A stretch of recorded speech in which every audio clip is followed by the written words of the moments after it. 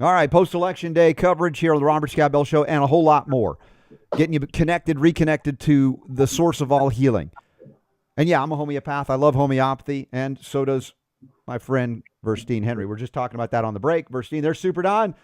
Virstyne, welcome back. Hey, Robert, what's going on? Good to see you, my friend. I know. And we're trying to do the uplifting response to a lot of the cheating that's obviously going on here, the distraction, the purposeful directing people to go to the lowest base emotions, to lash out in fear and anger and injury and wounds, like they're like cutting us right, left, center, like Yeah. and we lose faith in what we call the electorate. And I think that's part of the design to Yeah. turn this into a banana republic. I mean, how hard is it really to count votes and not find votes at 4 a.m. that just 100% go to one candidate, not the other? It's just weird. Yeah. It's just like, well, Project Veritas, I don't know if you follow them, but they had they have numerous actually. They just had two connected to this recent election, but they had a bunch of videos even during the midterms showing how people were engaging in election fraud. You know, the whole thing where they were talking about trying to not, like Black people shouldn't get voter ID because it's racist. Did you ever see that Army Horowitz video? So for your listeners, there was a guy named Army Horowitz who's an independent journalist, and he went around to like liberal white people and he asked them what they thought about Black people. And it was just really kind of very dehumanizing. I don't think they even knew that they were being dehumanizing, but they were saying stuff like, oh, Black people don't know how to like get to the library. They don't know how to get to the DMV, and they don't have, IDs, and they can't use computers. So then he goes to the Black neighborhood and of course, they're like, these people are crazy.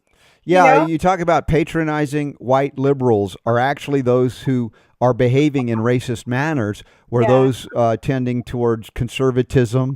I'm not saying every Republican is perfect. That's not my point in saying so. But we see where that institutionalized racism has been throughout the history in America and where it exists today. And it's not with Trump. Yeah. It's like, it's they operate on this, like, to me, the definition of supremacy is thinking that you are above somebody. And I think a lot of people, when they think of supremacy, they think of violence. To me, that's psychopathy. That can come from any race, supremacy can come from any race too. But, when people are portraying, supremacists, they portray them as these violent people with guns, or the KKK, which the Democrats created by, they invented the Klan. But, supremacy basically is just this notion that you are supreme, that you're over somebody, that you're better than somebody. If you have this notion that, somebody that's a different race is less intelligent than you, less capable than you, then that's a supremacist. Well, and then white liberals are treating folks of color, so to speak, as if they can't figure out how to register to vote. Yeah. This is your point. Like we're pets. And then somebody just came and told me that the celebrities are coming out now saying that Black people are underperforming. Oh, we're underperforming. Like we're monkeys, like, we're in a circus. Isn't that interesting? And I think that this election cycle, they've already recorded like a record-setting turnout for Trump, unlike in the Republican Party, of any previous election in terms of support from the Black community. Oh, of course. And I know I have Black family members. They know I'm a bit loud. I'm a smart mouth, and I'm a big mouth, or loud mouth, not a big mouth, but like they know that my views. So, but they're scared to tell the other family members what their leanings are. So I haven't with the family members that are attacking me for my views. It's tempting to be like, oh yeah, so I don't feel so alone, but I gotta I have to let them make that decision to tell other people, but their leanings. But, it's just like, you can't tell your own family members without them attacking you. The mind control is just like a whole level. Yeah. Level now. Yeah. I'm not saying it's illegitimate to be fearful for speaking out, speaking your mind, but Virstyne, why is it that you apparently are not fearful? I mean, you've been very outspoken all the years we've known each other, and you have a conviction about something. You're gonna let people know. And the question people always ask, well, why aren't you afraid? Or if you are, how are you managing it differently? I'm obviously crazy. I don't know. I've thought about this. When we had the podcast, April and I would constantly question ourselves. April Bowden, another friend.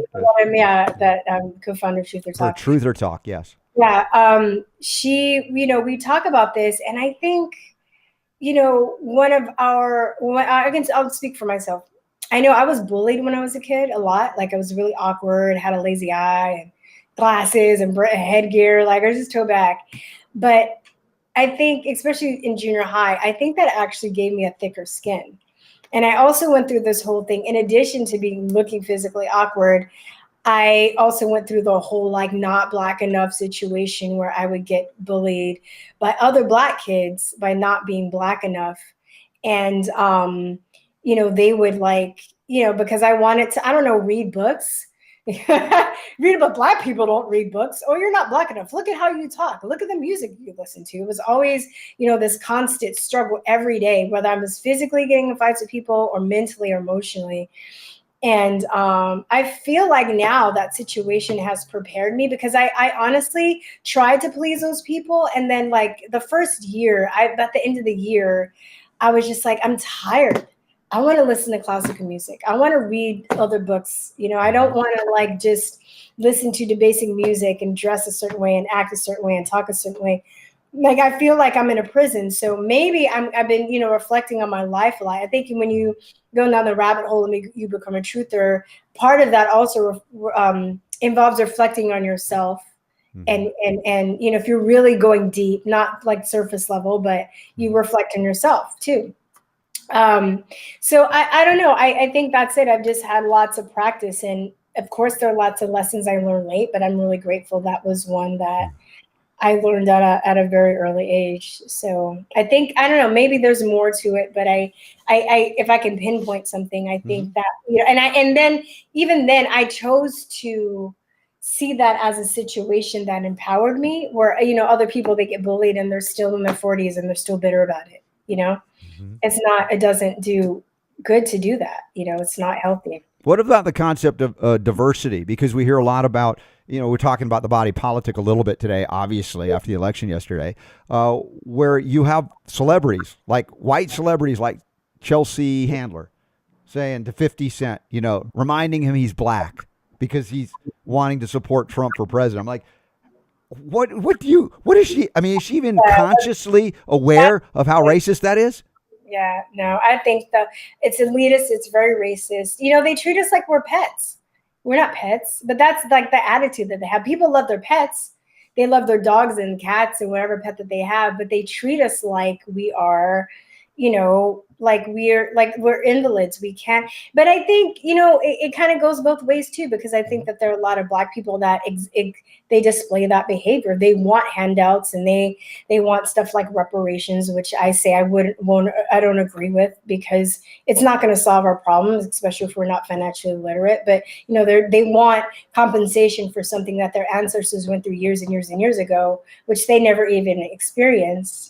So it's like we've been trained not to take responsibility for a lot of, and I mean, you can also say, that the inner city communities, the way that we're broken up, they start with the families and they flood the neighborhoods to crack. And now that I think, living there, working there, understanding GMOs and vaccines, the inflammation of the brain and all that stuff, it's all by design to a certain degree. But then you have to also get to a point where you take responsibility and you want to change. And there are just some people too that they've gotten so much out of being, what's the word? Just being the victim. Yeah. It's detrimental. And it's the whole, but I mean, you can apply that to anybody. There are people like that, not just black people. Sure. But people that have that mentality. Like I'm sure you talk about and know about this as a healer. A lot of people that, don't want to take responsibility for their own health. It comes in the form of that, Yeah.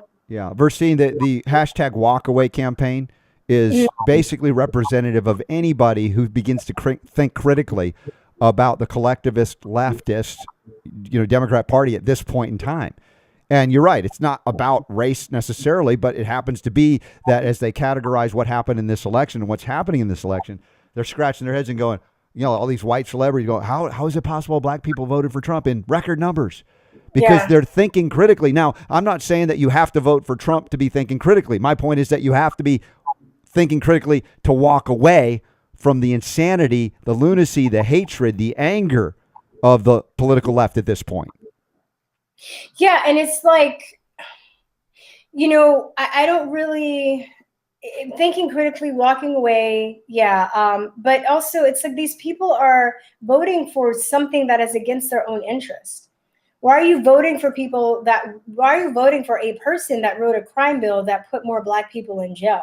Why are you writing for, voting and supporting people like Bill Clinton that, his mentor, and so was Joe Biden, they were associated with a guy that was a Cyclops in the KKK. And this is well documented. I think there's he didn't say he was a Cyclops, but I know there's footage of Bill Clinton talking about how, what was his name? Robert Byrd was his mentor. Right. I was like, really, a high-ranking Klan member was your mentor? But his actions, right, are actually proving that he's more racist by what happened in Haiti, how how they just devastated Haiti and took all that money from when they had the earthquake, and Clinton just stole all the money from the Haitian people. Yeah. And this is documented. So it's like, I feel like these passive aggressive races is what I like to call them.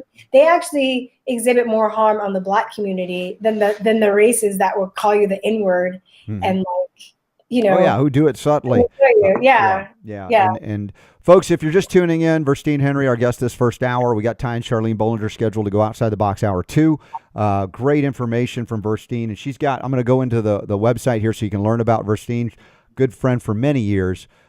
She's a writer, teacher, just does so many things, so smart. And she's got Truth or Talk with our friend April Bowden for many years. She does almost a daily show, at least this week she's been on, and she takes live calls doing it as well. She's also got a music project and a fundraising project that I know folks might not want to pay attention to today because their mind is elsewhere, but we'll, if we don't talk about it a lot today, Virstyne, we'll do it again. But I want you to at least introduce the concept of the creative arts as something that is uplifting and has nothing to do with Hollywood pedophilia. There are people that are creative all over the world that don't need, nor do we want, Hollywood influence. Well, yeah, thank you, Robert. It's a music/film project. That's why the financial goal is so high, because I'm going to be paying not only mixers and masters and session musicians, but I'm also going to be hiring cinematographers and directors. So it's meant to employ a lot of people. And I want to be part of this renaissance of new artists that are coming out that aren't affiliated with Hollywood. And for too long, a lot of artists have looked for Hollywood to give them permission to create. And, thank God now, because of the internet, it's much more, affordable to be able to start your own projects, right? Like back in the day, you didn't even have access to any of the editing equipment or the cameras, or the distribution aspects, to get your projects seen. We don't need Hollywood elite establishment to reach out with creative projects and to do amazing, uplifting type arts that really inspire people and that do not have a dark, demonic cabal behind them. Yeah. And as you've seen with the coronavirus and this whole election, anybody that thinks otherwise, any actor, and it's sad to see these actors and musicians that have spent years building their careers that are very, very talented, very beloved, they're automatically turned against, they're blacklisted for speaking their point of view. And I just, I just wish that, that wasn't the case, but in a sense, it also is it's very eye-opening. And what I'm trying to do is just go directly to the consumer and the fan to build something that, I don't have to go through distribution. I don't have to I don't have to be attached to a film company. I don't have to, ask for permission from people that are the gatekeepers. I can go directly to the people that I'm selling it to create the project. So I love music. I feel like, especially when I start going down some of the darker aspects of the truth movement, especially too, hear all the stories of cancer victims and vaccine injured kids and it really wears on your soul. And I had to get back into music because I needed an escape. To heal it. It's healing. It's very healing. Yeah. And this is why there's a lot of darkness in Hollywood, because they also try and make it so that the arts in school isn't that relevant. You have STEM, the STEM whole thing that they're pushing, but they're pushing out music and art. And, music for me and art creativity lies within the spirit and the soul. Evil cannot create. It can imitate, it can manipulate, and it can infiltrate, but it cannot create. And a lot of the actors and stuff that are in Hollywood and the creators, I think they're good people, but they're manipulated. And these people, they're being used to push a dehumanizing, debasing agenda that that keeps the status quo a certain way. And that, to me, it's also, I really start looking at it when I was a teacher and I taught in the inner cities, and I would see how a lot of the children, like, I would sing these songs with foul words and beats and stuff, and like the beat was great, and it was just fun for me. But then I realized that these little kids were making it part of their being. And it freaked me out. I had a 10-year-old to tell me, one of the smartest kids in the class, and we were talking about what we want to be, and he was like, I want to be a pimp. And I was like, are you kidding me? You could be like, you're so smart. He was like, well, think about it. He was like, serious. He was like, well, think about it. I get a car with a swimming pool and Super lots Don, didn't you tell me you wanted to be a pimp years ago when you were in school? Or is that was just a rumor? I'm just checking. I wanted to pimp my crib. But I don't really want to be a pimp. Yeah. Yeah, no, I'm sorry. I misunderstood what it was when you were talking about that. I apologize. Yeah, but these kids, they're not, it's not like, fun music for them. They're internalizing it as their being, especially if you're in a poor situation and you're seeing, you're making the connection of seeing other people that physically look like you, and they're doing these things. You're like, oh, if I want to be successful, I need to do that. I want to be. I think, Virstyne, it's about the age when you can discern, right? When you're mature enough to be able to navigate songs like that can have a great beat, and you can use them consciously, but not become the result of them, not become, drawn into some of the aspects that we might consider more negative and whatever. Because, I like rock and roll, I like metal, I do, but I don't worship the devil, I can visit it and then come back on out and just enjoy it for what it is. And I think that when these kids are exposed to this from such an early age with not the maturity to understand, especially if the parents are just kind of out disconnected, and that's part of the destruction of the family, I believe, that has destroyed not only the black community, but any community that is a recipient of, like, suddenly, like, our kids are being raised by globalists in schools who think communism is a good thing, for instance. That's why I quit. One of the reasons I quit teaching too, because I saw I was unwittingly a part of that agenda, and I felt bad, and I didn't want to be a part of it anymore. And I love teaching. I still, with the talk show that I do, I still feel like I kind of have that teaching vibe, and I'm very, like to educate people. So it's not gone. I don't feel like I'm not teaching, but just being in that system. You are teaching. I mean, I get to catch it every once in a while. Truth or Talk on YouTube there, and we have links to it so you can subscribe as well. And now I will tell you that the language used there is a little bit more raw than we use on the air here, but it's real. It's not gratuitous. It's just like, I know you, Virstyne. We've hung out together, and you're awesome. So I just want, because we got a lot of families and kids that listen. So I'm sensitive to that as well for what you want to expose. But, we're speaking to people that hear that every day, and we want to reach them. So there's an importance in terms of using the language for the audience appropriately like that. And by the way, we met, was it at the Health Freedom Expos when Liam Sheff was with us and we all got together? Wasn't those the years? Yeah, but I think we were kind of in contact before that, because I was living in Taiwan. April was best friends with Liam, and then I met you through Liam, and I consider you guys my mentors. I would listen. You guys taught me so much. I look up to you, and you're the one I first heard about, like the Rockefellers and the Carnegies taking over the medical industry. That blew my mind, and the terrain theory, like I started with you guys, so. And, I just took off. But look at the transformation of the terrain, not only your terrain, but how you're impacting the larger terrain by being outspoken and principled and dynamic and artistic, creative, all of these things. And look what just from when we first met to what you're doing, it's amazing. Just amazing. Yeah, I guess so. Yeah. It's been like almost 10 years, right? It's almost this decade. Yeah. But it's crazy too, because when this Corona stuff happened, I was like, for real, dude, are y'all serious? Like, because I knew about the terrain. Like, you could see through it. I was so blessed to know this information. Because I knew this information, knowledge really is power. I wasn't scammed. because I understood about the PCR test. I understood about isolation. I understood about what a healthy, and like the microbiome and keeping my terrain, intact, and stress levels. And, I didn't fall for the mask thing because I knew that was going to make me sicker. It was just like, and I'm trying to, and it was frustrating because even some people that I consider truthers, they fell for it. And it's just like, then I noticed it became kind of like this divide between the terrain theorist and the germ theorist, because even people that were against vaccines and other stuff, they were falling for it too. And I'm just like, come on, guys, like, you think a mask is going to save your life? Like, how come the homeless people aren't dead? That was kind of interesting, wasn't it? Yeah, like, okay, like, if it was rampant, why aren't, like, the homeless people should be dying in droves. They're not even, they don't have a sink. They're not hand sanitizing. They're not washing their hands. They're not social distancing. They have terrible immune systems because a lot of them are on drugs or they're like living outside in harsh conditions.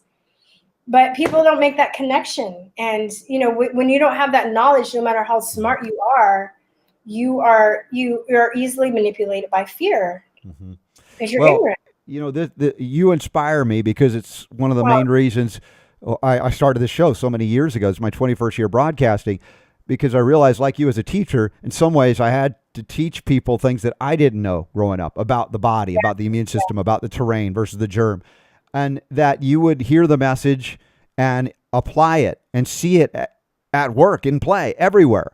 And not be manipulated, controlled, enslaved, put into a state of fear where you would accept these edicts and predicaments and lockdowns and things. And it's like you're a shining light for any community you're in, even though some don't recognize it. And that light is burning them in a sense because it's just too much.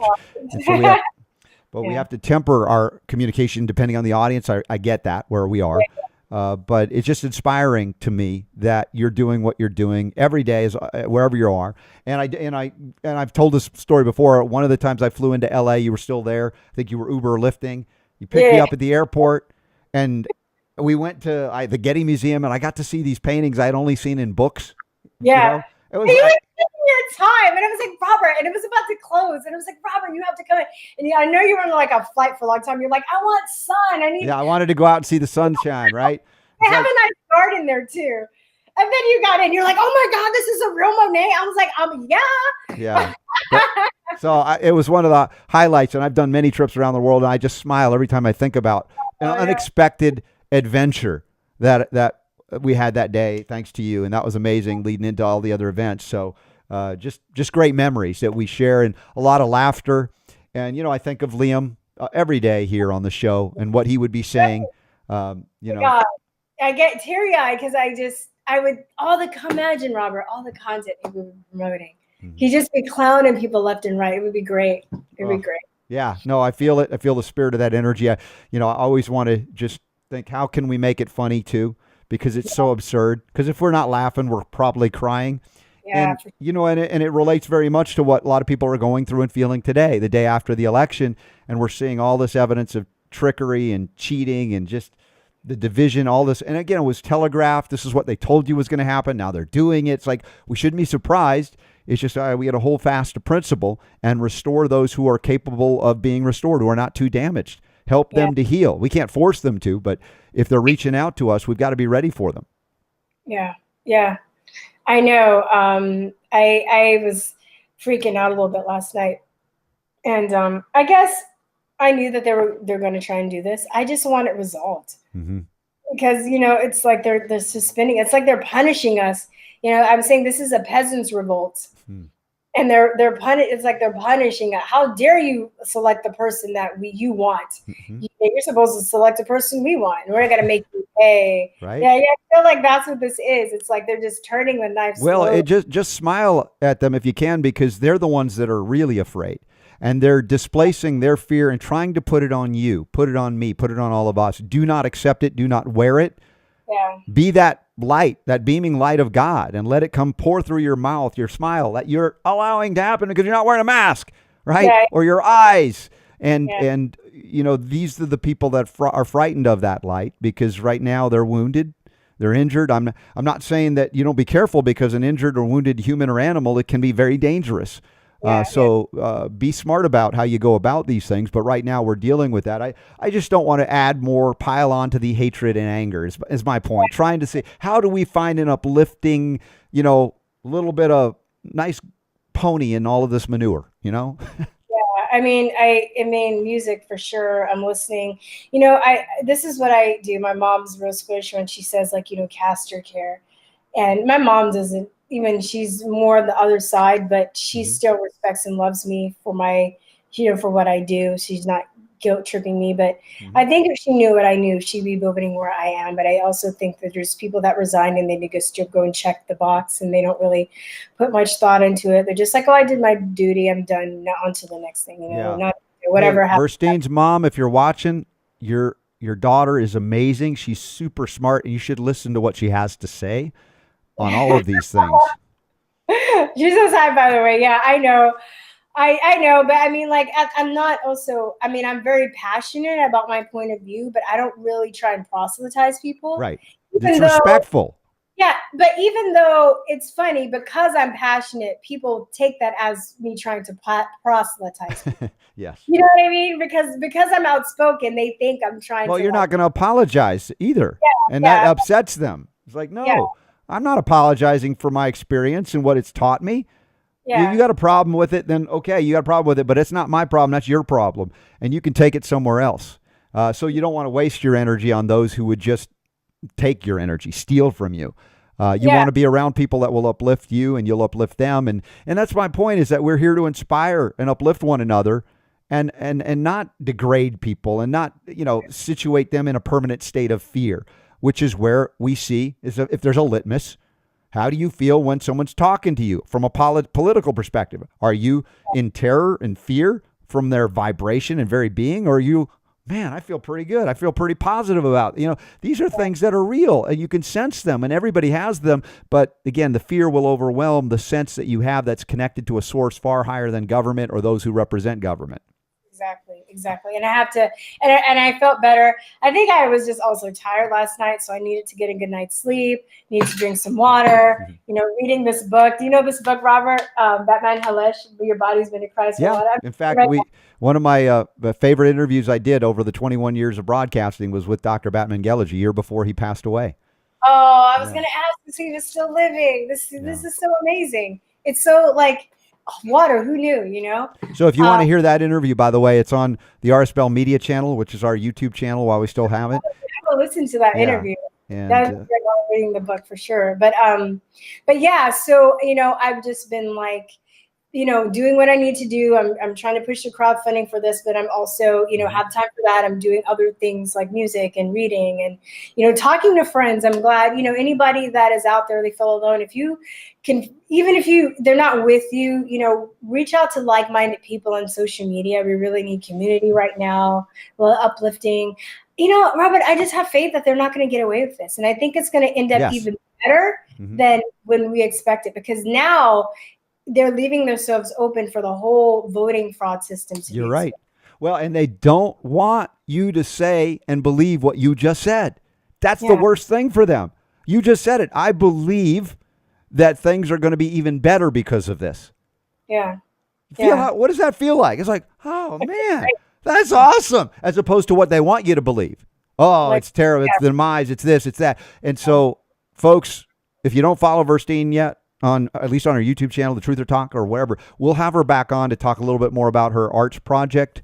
I know, because like I said, people are distracted, right? We understand why. I'm distracted. I was saying, I can't even concentrate. Well, I'm glad you came on anyway, just so we could chat like this, because a lot of people are commenting about how uplifting you are, which is awesome. Which is exactly the chat later. Yeah. Well, and that's how I know you. You're uplifting. So I smile when I think of.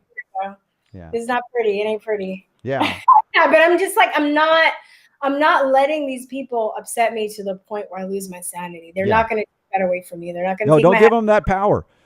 Yeah. Exactly. And this whole truth journey, and even, once I started speaking, I didn't really start speaking on the political stuff until like a couple of years ago. It was more corruption. And, after this dies down, I'll probably go more back to just, teaching. And, I'll talk about this later, but I'm also developing a conspiracy realism course to get people like the basics of So, I feel like I just want to educate people about a lot of this stuff, because I just see so many people in fear and ignorance. And I'm like, God, if they just knew this, people wouldn't be freaking out. People wouldn't be scared. I try and tell people about cancer. So thank God Ty and Charlene that are coming on later. I try and expose other people to their stuff before they get into a situation where they're diagnosed, because then it's harder for them to accept it because they're in fear. Exactly. And folks, listen, we're all feeling the emotions. There's nothing wrong with that. I'm not dissing on anybody who's feeling angry, fearful, all of that. It's a normal human thing to feel. But what I'm asking you to do is find that place and space where you are not in that space, because you're not victimized by other people's belief systems or what they want you to believe. Yeah. All right. I'm sorry, go ahead. And, I was going to suggest, I almost got sucked into a troll. I got sucked in a little bit, but I'm just like, you know what? Try not to engage with the trolls. They're just trying to bring your vibration down. They'll get moted when all this is over with. You ever use that word? Exactly. Back in the day. Right. Well, we're about at the top of the hour. We got Ty Bollinger going to be joining us momentarily, and hopefully Charlene as well. Virstyne Henry, love you dearly. Thank you for being here. And I know that I can see in the comments, everybody's enjoying that you were here today. So thanks for coming on, even though we couldn't talk as much about your creative arts, which eventually we will. We'll be back, because I know we just got to get through this. We'll get through it, though. All right. Back after this with more of the Robert Scott Bell Show and Ty and Charlene Bollinger as we talk post-election mess and how to get through it. Thanks for being here. Thanks, Virstyne. Power to heal is yours. Bye.